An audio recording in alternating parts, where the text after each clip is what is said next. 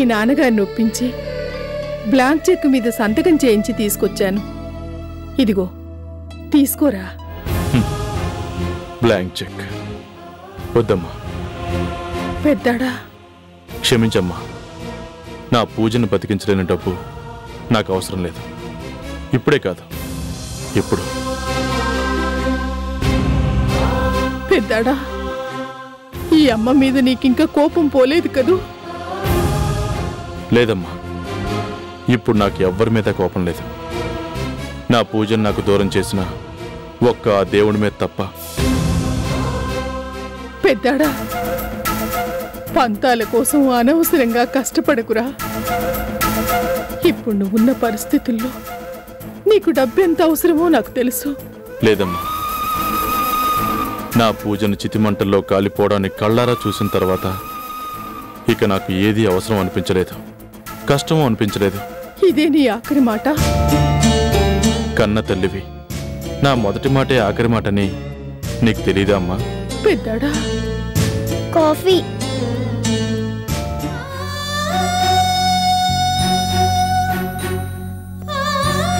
తీసుకో అమ్మా.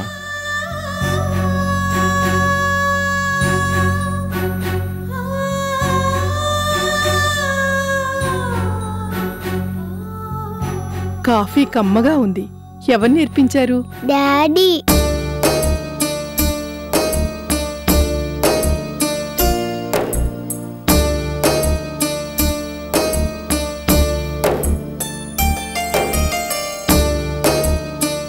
ఇవిగో,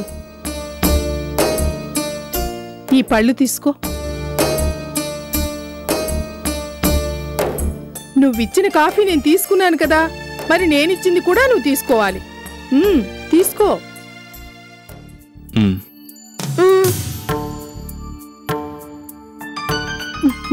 థాంక్స్. కుందనపు బొమ్మలా ఉంది. అంతా వాళ్ళ అమ్మ పోలికే. కృష్ణ బాబాయ్ కూడా సేమ్ టు సేమ్ ఇలాగే చెప్పారు. పెద్దాడా, పెళ్ళొస్తాను. నీ మనసు నొప్పించుంటే నన్ను క్షమించమ్మా. క్షమించరాని తప్పు చేసింది మేమురా. ఆ సంగతి ఈ జన్మకి మర్చిపోలేం.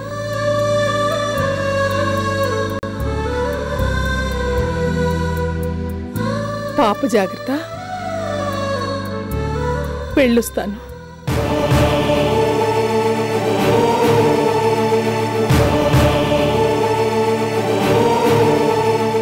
నానమ్మ, నన్ను ఒక్కసారి ముద్దు పెట్టుకోవా?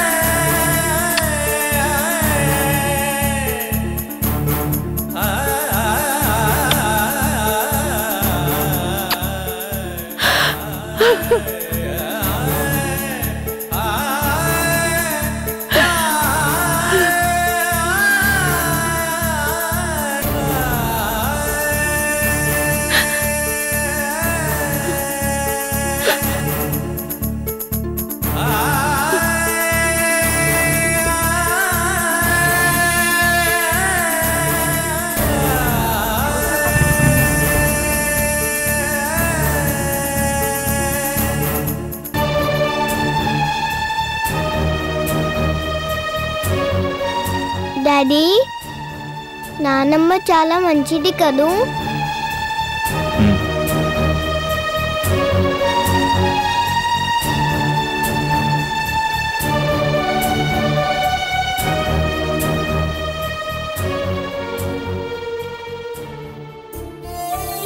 ఇన్నాళ్ళు మనకెవరు లేరు అనుకున్నాను.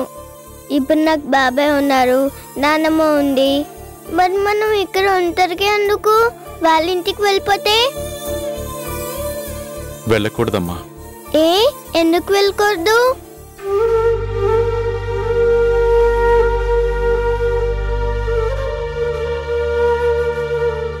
మీ అమ్మని అడుగు పెట్టనివ్వు నా ఇంటికి. మనం వెళ్ళకూడదమ్మా. అయితే ఓకే, మనం ఇద్దరం ఇక్కడే ఉందాం. స్వీట్ లల్లి.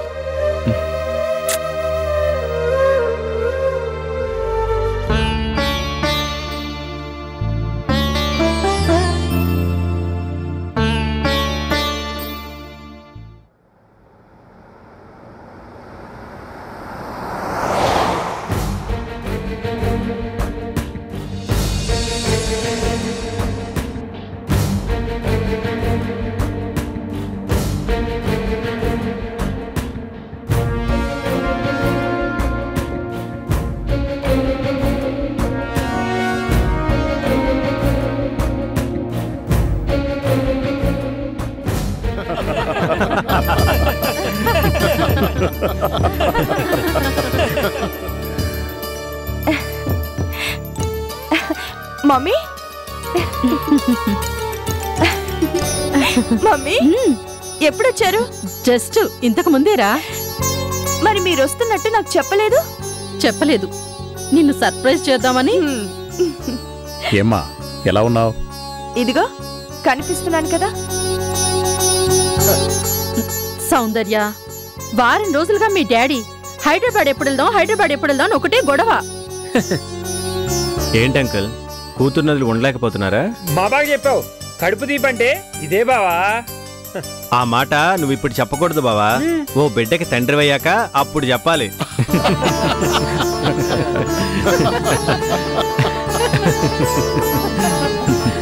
అంకుల్, మీరు కూడా హైదరాబాద్ షిఫ్ట్ అయిపోవచ్చుగా. ఆ ప్లాన్లోనే ఉన్నాను కృష్ణ. టు బి ఫ్రాంక్, ఈ సర్ప్రైజ్ విజిట్కి అది కూడా ఒక కారణమే. అంటే మీరు వచ్చింది మమ్మల్ని చూడ్డానికి కాదన్నమాట. నా కూతుర్ని కళ్ళల్లో పెట్టుకుని చూసుకునే భర్త, అత్తమామలు, ఆడపడుచు, మీరింతమంది ఉండగా సౌందర్యని ప్రత్యేకంగా చూడాల్సిన పనే ఉంది బావగారు. మైసూర్ ప్యాలెస్లో మహారాణిలా ఉంటుందని నాకు తెలుసు. నా కూతురికేంటి, ఎక్కడున్నా మహారాణిలాగే ఉంటుంది. నిజం చెప్పారు. మా కోడలు నిజంగా మహారాణే. కాకపోతే మా ఇల్లే తనకు మైసూర్ ప్యాలెస్లా కనిపించటం లేదు. మా బాగా చెప్పారు. ప్యాలెస్ అంటే ఏనుగులు, గుర్రాలు, సైనికులు, లొత్తిపెట్లు ఇవన్నీ ఉండాలి కదా. కానీ ఇంట్లో మేము తప్ప అవేమీ లేవు కదా, అందుకనమాట. అవన్నీ లేకపోతే ఏంటి బావా, కరెక్ట్ టైంకి జోకులు పేల్చడానికి నువ్వు ఉన్నావుగా. అంటే నేను జోకర్నా? చిచ్చి, నువ్వు జోకర్ ఏంటి బావా? అయితే గీతే బఫూన్ అవ్వాలి గాని. కృష్ణ, ఏమిటా మాటలు? ఊరికేలేమ్మా. మమ్మీ, మనం నా రూమ్కి పోదాం పదా. పదమ్మా, నీతో చాలా మాట్లాడాలి. అంటే తల్లి కూతుళ్ళ శిఖరాగ్ర సమావేశం అనమాట. అంటే మీరు పైకి వెళ్ళి మాట్లాడుకుంటున్నారు కదా, అందుకని మీరు వెళ్ళండి. పర్లేదు, వెళ్ళండి. బావగారు, మీ అల్లుడు చాలా సరదా మనిషి అనుకుంటాను. సరదా మనిషే కాదండి, భోలా మనిషి కూడాను. ఆట పట్టించడం తప్ప మనుషులతో ఆడుకోవడం తెలియదు.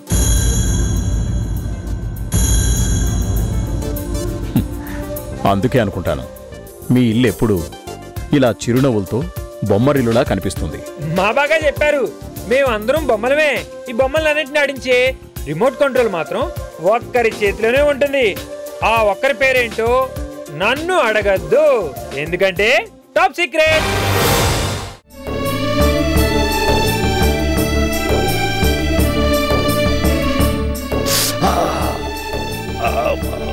అక్కడే అక్కడే ఆ మడమల దగ్గరే కాస్త గట్టిగా రుద్దు.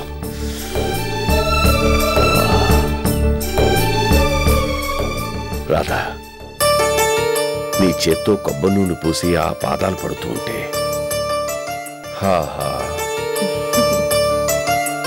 స్వర్గం అన్నది ఎక్కడో లేదు, ఇక్కడే ఉందనిపిస్తోంది. ఒక్క మాటలో చెప్పాలంటే ఈ మంచం పాల సముద్రంలాగా, ఈ భంగిమలో నేను శ్రీ మహావిష్ణువులాగా, నా పాదాల దగ్గర కూర్చుని పతి సేవ చేసుకుంటున్న నువ్వు అపర లక్ష్మీదేవిలాగా అనిపిస్తున్నావో. రాధా, నాకింత గొప్ప అదృష్టం పట్టడానికి ఏదో జన్మలో నేను పుణ్యం చేసుకుని ఉండుంటాను. అయ్యయ్యో, ఈ మాత్రం దానికేనా? రాత్రనక పగలనక ఎండనక వాననక ఆ దిక్కుమాల టాక్సీ తోలుతూ మీరు పడుతున్న కష్టం ముందు నేను చేస్తున్న ఈ సేవ ఏపాటిదండి? అది కాదు రాధా. అవునండి, మన పెళ్ళైన ఇన్నేళ్లలో నేను చాలాసార్లు బాధపడ్డాను. ఎందుకో తెలుసా? నేను కూడా ఏ డిగ్రీ దాకానో చదువుకునుంటే ఏ చిన్న ఉద్యోగమో చేసి వేడినీళ్లకు చన్నీళ్లులా మీకే కొంచెమైనా ఉడత సహాయం చేసేదాన్ని కదా. పిచ్చి మోహ, ఉడత సహాయం ఏంటి? ఇంటిని చక్కదిద్దే ఇల్లాలుగా నువ్వు కొండంత సహాయం చేస్తున్నావు. ఇంకెప్పుడు అలా ఫీల్ అవ్వకు. నీకు మాట చెప్పనా? చూడు రాధా, నిజమైన ఆనందము తృప్తి డబ్బులో లేదు. ఇదిగో ఈ ఆదరణ ఆప్యాయతలోనే ఉంది. ఛాలెంజ్ చేస్తున్నాను. ఈ నగరంలో కోట్లకు పడగెత్తిన వాళ్ళు వందల సంఖ్యల్లో ఉన్నారు. ఒక్కళ్ళని వాళ్ళు గుండె మీద చేసుకుని చెప్పమను. ఈ క్షణం ఈ కోటేశ్వరరావు అనుభవిస్తున్న అనుభూతిని వాళ్ళల్లో ఏ ఒక్కరైనా ఒక్క క్షణమైనా అనుభవించారా చెప్పమను. బస్తీ మే సవాల్. చాలే ఊరుకోండి, పెద్ద బడాయి. బడాయి కాక నాకేంటోయ్? అర్థం చేసుకోగలిగే భార్య, అనుకోగల కూతురు. నా దగ్గర కోట్లు లేకపోయినా నిజమైన కోటీశ్వరుడు ఈ కోటి నోయ్. నీ మొగుడు ఈ కోటి నోయ్. ఏం కాదా? ఎందుకు కాదు మహాన్ బావా, మీరే కోటీశ్వర్లు, మీరే చక్రవర్తులు, మీరే శ్రీ మహావిష్ణుమూర్తులు కూడా. చాలా. ఏమండి, మిమ్మల్ని ఒక మాట అడగనా? అడుగు అడుగు, ఇదే కరెక్ట్ టైం. పండక్కి పట్టు చీర కావాలా? హర్షాతిరేకంతో శాంక్షన్ చేసేస్తాను. నేను అడగాలనుకున్నది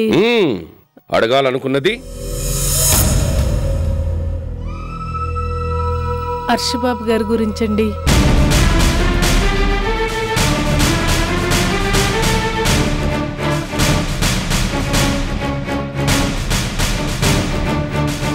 మనం హైదరాబాద్ వచ్చేసి చాలా రోజులైంది. మీరు ఒక్కసారి కూడా హర్షబాబు గారి గురించి మాట్లాడలేదు. ఆయన మీ ప్రాణ స్నేహితులు కదా. అలాంటి మనిషిని మర్చిపోయి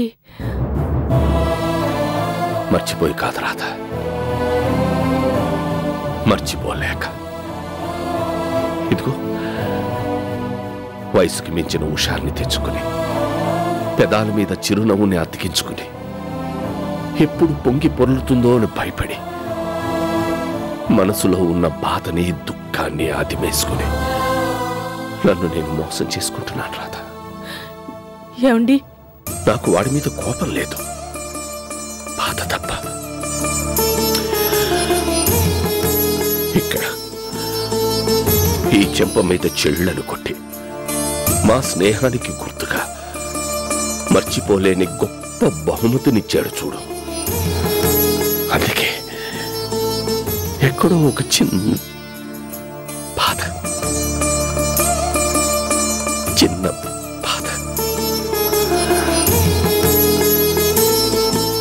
నిజాలు తెలుసుకునే ప్రయత్నం చేయకుండా ఇన్నాళ్ళి మా స్నేహాన్ని ఒకే ఒక్క క్షణంలో ముక్కలు చేసేసాడే అని ఎక్కడో గుచ్చుకున్నంత బాధ. అంతే. ఈ కోటేశ్వరరావుకి ఇంకే లోటు లేదు. సగం ప్రాణం నువ్వు నా కళ్ళ ముందుండగా మిగతా సగం ఆ సాగర్ తీరాన వైజాగ్లోనే ఉండిపోయింది.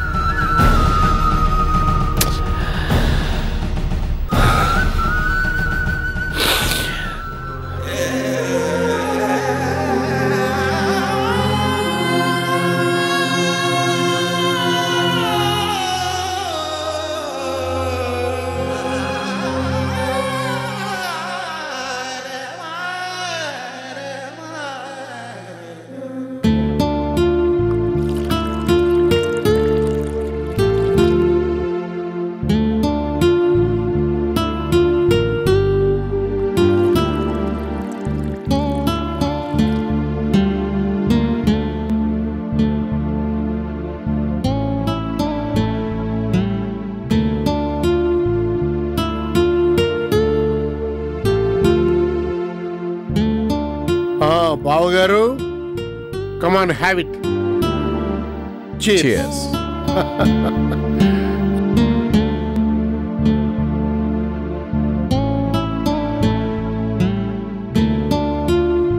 అయితే కోటి మిమ్మల్ని వదిలేసి వెళ్ళిపోయిన తర్వాత ఎక్కడున్నాడో మీకు తెలియదు అనమాట. తప్పు నాదే. నిజానిజాలు తెలుసుకోకుండా తొందరపడి వాడి మీద చేయి చేసుకున్నాను. బాగా బాధపడి ఉంటాడు. తను మాత్రం తొందరపడి మీతో మాట మాత్రం చెప్పకుండా ఊరు వదిలి వెళ్ళిపోయాడు కదా. వెళ్ళిపోకేం చేస్తాడు? ఆవేశంలో విచక్షణ మర్చిపోయిన నేను వాడి చెంప మీద కాదు, గుండె మీద కొట్టాను. అందుకే క్షమాపణ చెప్దామని వాడింటికి వెళ్ళాను. కానీ అప్పటికే వాడెక్కడికో వెళ్ళిపోయాడు. హర్ష గారు, బాధపడకండి. బాధపడ్డం తప్ప ఇంకేం చేయగలను? వాడి కోసం అన్ని చోట్ల వెతికించాను. కానీ ఫలితం మాత్రం కనిపించలేదు. హర్ష గారు, తప్పిపోయిన మనిషిని అయితే ఎలా ఓలా వెతికించగలం, కానీ కావాలని వదిలి వెళ్ళిపోయిన మనిషిని వదిలేయండి. లైఫ్లో ఇలాంటివి జరుగుతూ ఉంటాయి. జీవితంలో మా ఇద్దరి మధ్య ఇలాంటి గొడవ వస్తుందని నేను ఎప్పుడూ ఊహించలేదు. అంత మంచి స్నేహం మాది. పొరపాటున నన్ను ఎవరన్నా ఒక్క మాటన్నా వాడు సహించేవాడు కాదు. వాళ్ళని కొట్టినంత పనిచేసేవాడు. వాడు కేవలం నా కోసం బతుకుతున్నట్టుండేవాడు. అలాంటి వాడు ఇప్పుడు ఎక్కడున్నాడు, ఎలా బతుకుతున్నాడు? పోన్లేని బావగారు, రక్త సంబంధం స్నేహబంధం ఎక్కడో దగ్గర కలుస్తాయంటారు. ఇంకో రౌండ్ వేసుకొస్తారు. చాలు బావగారు. బాయలే వారే, రాక రాక మా ఇంటికి వచ్చారు. అతిథి మర్యాద సక్రమంగా చేసుకోవద్దు. ఆహా, ఉండండి.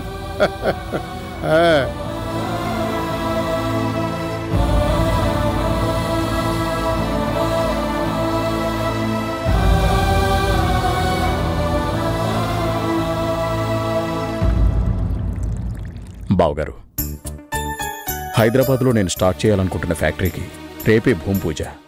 మీరు తప్పకుండా రావాలి. రేపా? ఐఎమ్ సారీ బావగారు, రేపు నాకు ఛాంబర్స్ మీటింగ్ ఉంది. ఓహో, అవునా?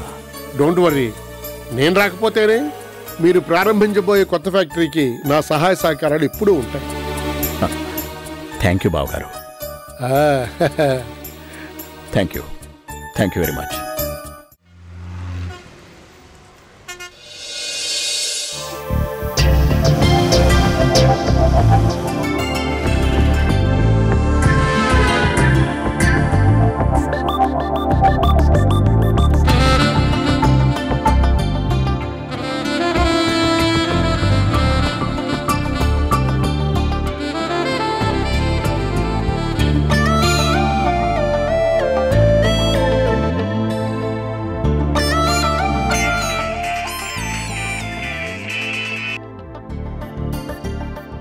హలో, మేనేజర్ చెప్పు. బయలుదేరినయ్యా, ఆల్రెడీ సగం దూరం వచ్చేసాను. భూమి పూజ ఏర్పాట్లు ఎంతవరకు వచ్చాయి? పంతులు గారు వచ్చారా? సరే. భలే వాడివయ్యా, ఆ మాత్రం నాకు తెలీదా? డోంట్ వర్రీ, నేను తప్పకుండా ముహూర్తం టైంకి అక్కడ ఉంటాను. సరేనా? ఈలోగా నువ్వు మిగతా ఏర్పాట్లు చూడు. ఉంటా.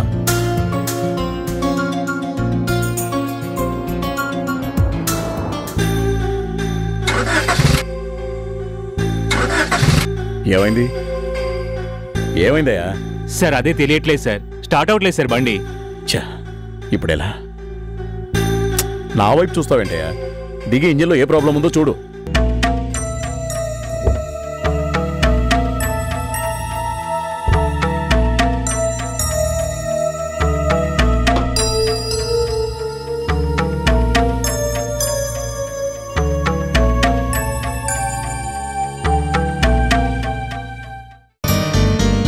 మై గాడ్, ముహూర్తానికి టైం అయిపోతుంది. ఇప్పుడు ఏం చేయాలి? ఇదిగో నిన్నే. సార్, ఇక్కడి నుంచి ఇంకా ఎంత దూరం? 6 కిలోమీటర్లు ఉంటుంది సార్. షిట్. శుభమాని భూమి పూజ పెట్టుకుంటే ఆదిలోనే హంసపాద అన్నట్టు ఇలా అయిందేంటి?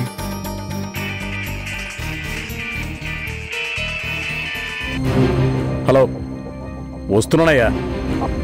కారు దారిలో ట్రబుల్ ఇచ్చింది, వచ్చేస్తున్నా.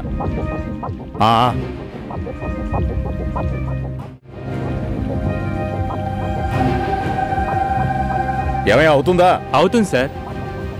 ఏమవుతుందో ఏమిటో.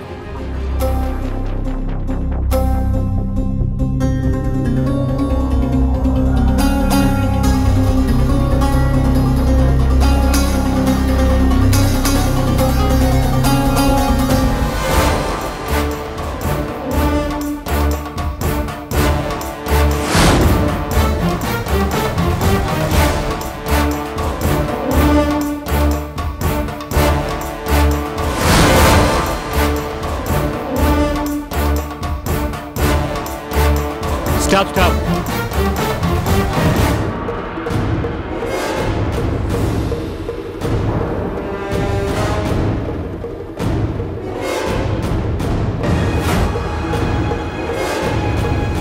చూడు భాయ్, మా సార్ని అర్జెంటుగా భూమి పూజకి తీసుకెళ్ళాలి. మా కారుకి ఏమైందో ఏమో, ఎంత ట్రై చేసినా స్టార్ట్ కావడం లేదు.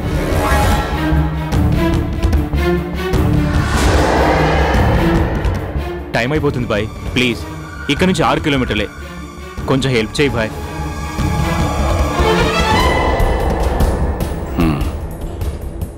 భూమి పూజ అంటున్నావు కాబట్టి మీ అయ్యగారిని రమ్మను. Thank you Bhai.